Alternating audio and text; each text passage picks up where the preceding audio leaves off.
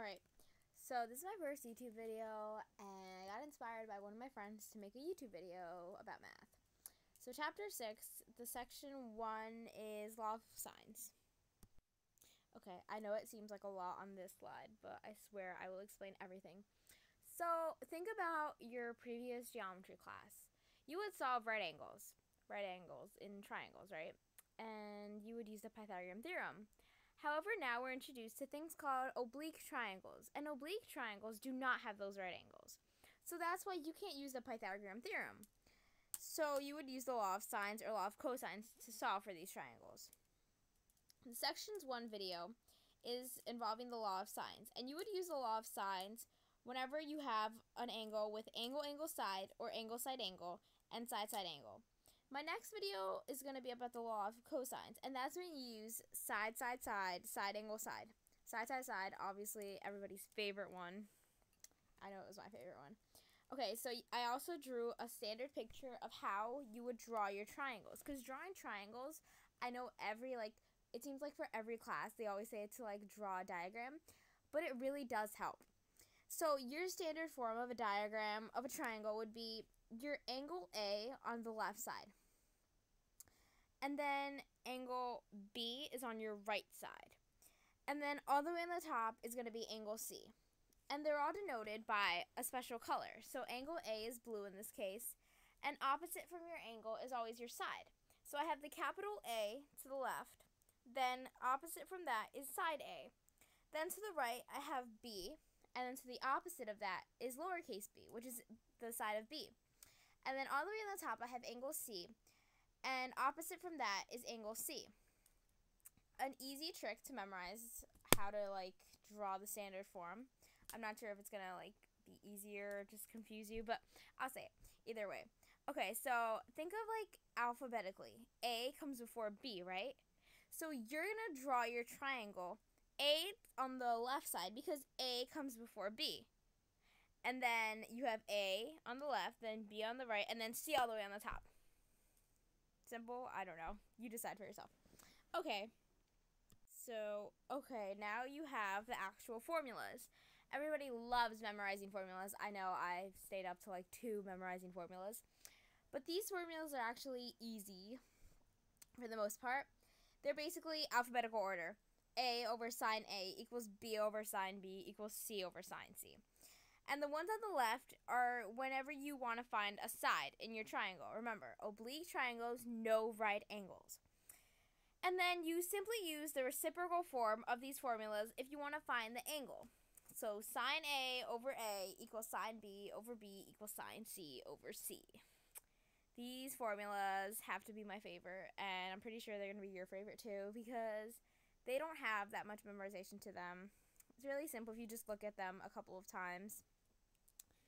And yeah, whenever you have angle side or angle side angle, meaning 2 angles and 1 side, or side and then an angle, 2 sides and an angle, you're going to use your law of sines.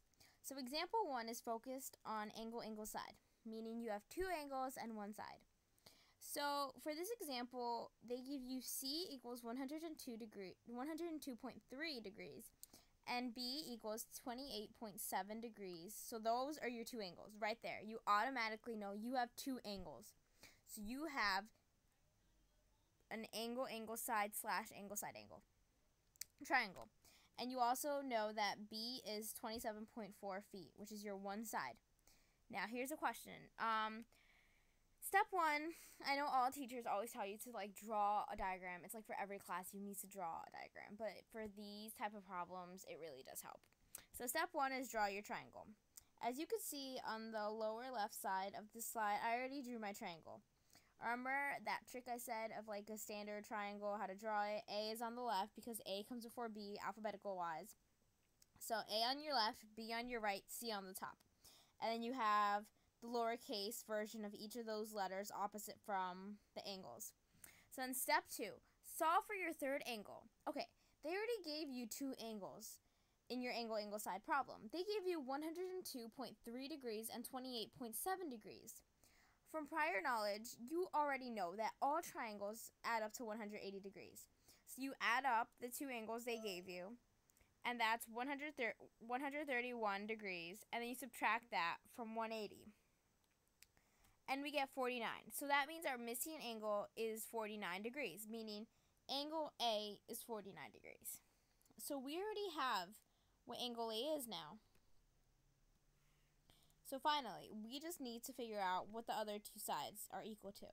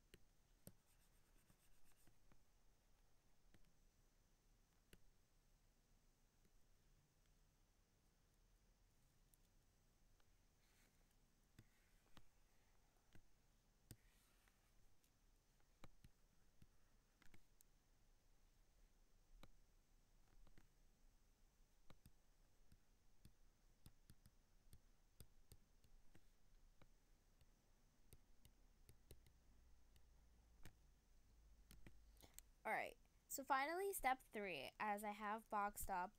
Step 3 is using those law of signs, which I know is going to be everybody's favorite because it's really easy to memorize. So, remember I said you're only going to use 2 of them. I'm not sure if I said it, but either way, you're going to use 2 of them. Because A over sine A equals B over sine B equals C over sine C. You're not going to use all 3 of them when just figuring out one side. You're just going to use 2 of them. So you get to pick any 2 of those 3. In this case, I'm using A over sine A equals B over sine B. I could have used a combination of A over sine A equals C over sine C, but I don't know the side of C yet. And I'm looking for side A, because I have side A and side C that are blank right now. And remember, I'm using this form of the formula because I'm looking for a side. I'm not looking for an angle. If I were to look for an angle, then I would have the sine on the top, like sine A over sine A over A, sine B over B, but I'm not looking for an angle. So I have my formula set up, and now I just plug in the number values. So let me plug them in now.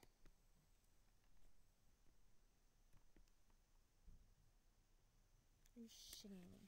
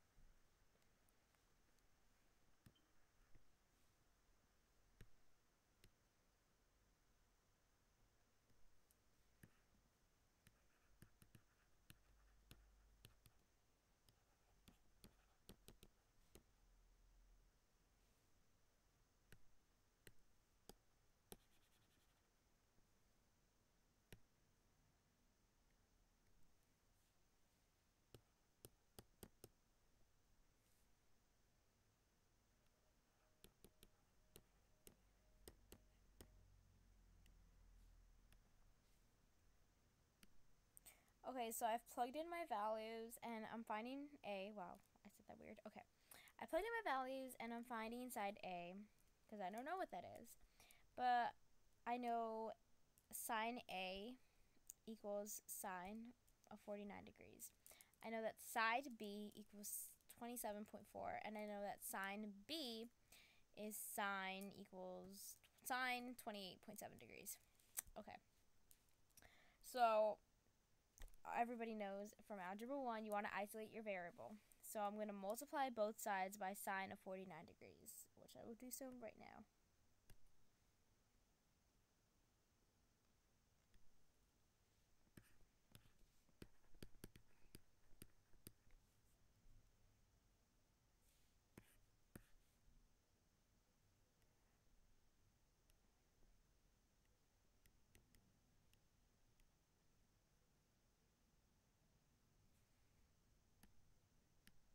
Okay, I barely managed to fit sine 49, but I fit it.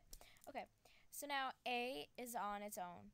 So now, using that handy-dandy TI-84 or TI-83 graphing calculator, which I know everybody loves, we're just going to plug in our values.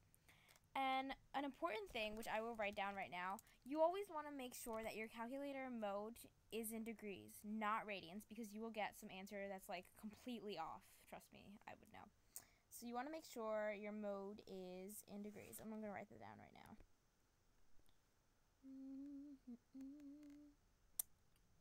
Red. Okay.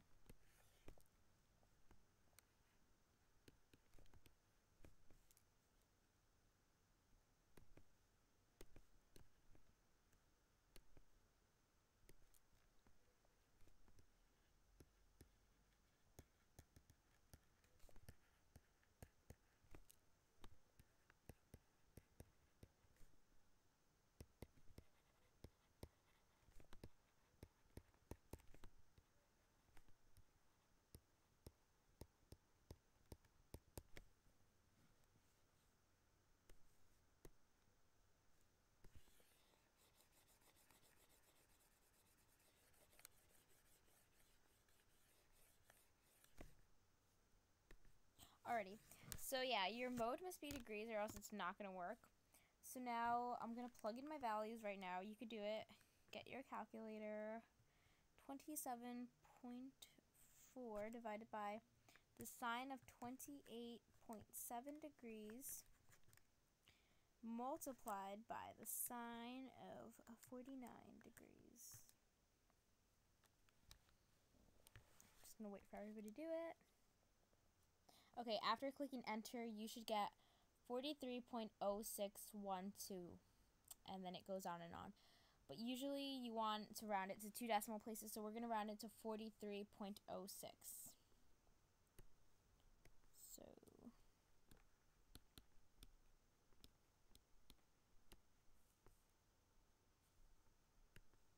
for the law of sines, you're going to be using angle, angle, side, or angle, side, angle, or side, side, angle. In this example, in the previous example, we found angle, angle, side. And in this one, we have angle, side, angle. And so we have a word problem. A pole tilts toward the sun at an 8-degree angle from the vertical, and it casts a 22-foot shadow. The angle of elevation from the tip of the shadow to the top of the pole is 43 degrees. How tall is the pole? Alright, so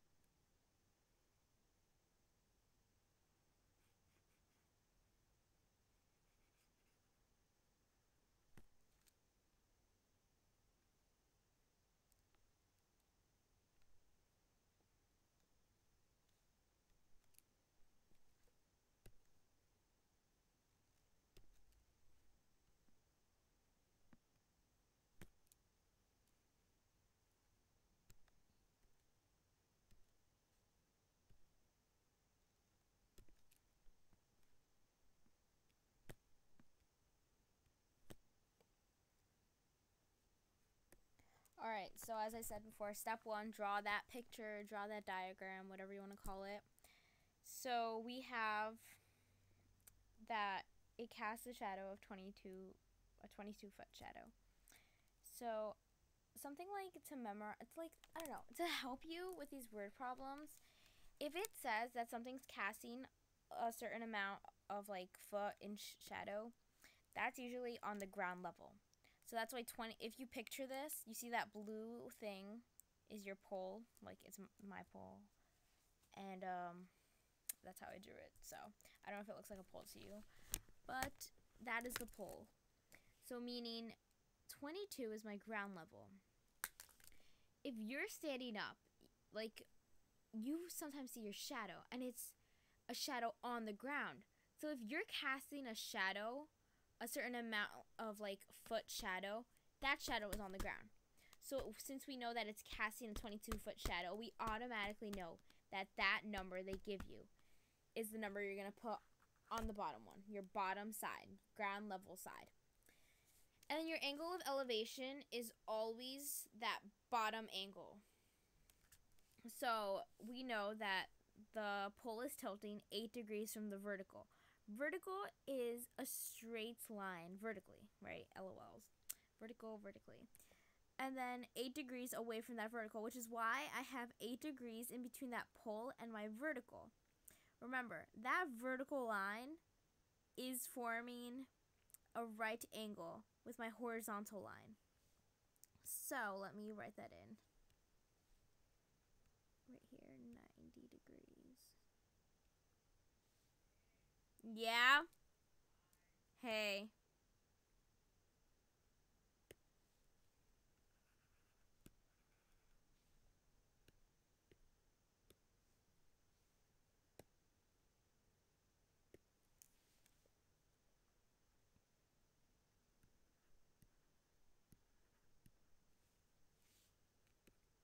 Alright, so that's 90 degrees. And the pole is tilting 8 degrees away. So we have to add those two angles up. 90 plus 8, 98 degrees. Alright. So how do you exactly know it's an angle side angle triangle besides them telling you the fact that it is an angle side angle triangle? Well, look, 98 is my angle. Next to 98 is 22, which is my side. And next to 22 is 43 degrees, meaning angle side angle. So let me write that in. Angle side angle.